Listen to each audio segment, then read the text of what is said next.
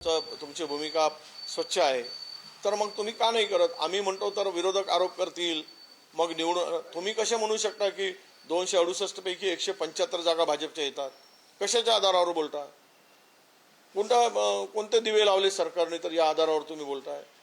आज तीनही पक्षामध्ये प्रचंड मारामारी आहेत, एकामेकाच्या विरोधात उभे टाकलेत, एकामेकाचे कपडे उतरवण्याचं काम झालं, नामुष्की केली एकमेकाची, नाचक्की झाली, लोक तमाशा बघत आहेत. आणि अशा स्थितीमध्ये 175 जागा भाजपला मिळणार म्हणून आधीच घोषित करणं, याचा अर्थ असा आहे की लोकांच्या डोक्यात तुम्ही घातलंय सुरुवातीलाच की आम्हाला एवढेच जागा मिळणार, आणि मग छेडछाड करायला मोकळे झाले तुम्ही.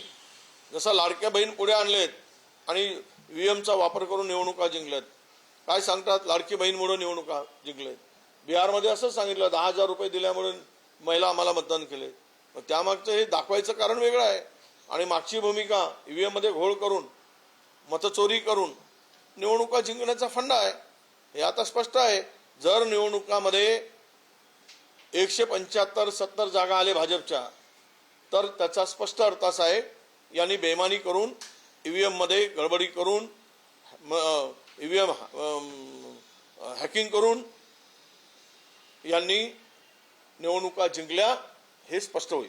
मुख्यमंत्री म्हणाले की विरोधकांनी स्ट्रॉंग रूमच्या बाहेर आपले 2-2 प्रतिनिधी लावून ठेवावे, नंतर आरोप करू. हो, आम्ही ईव्हीएमच्या पुढे आणू, तर ईव्हीएम हॅक केल्यावर काय तिथून करणार? कोणी बाहेरूनच करणार.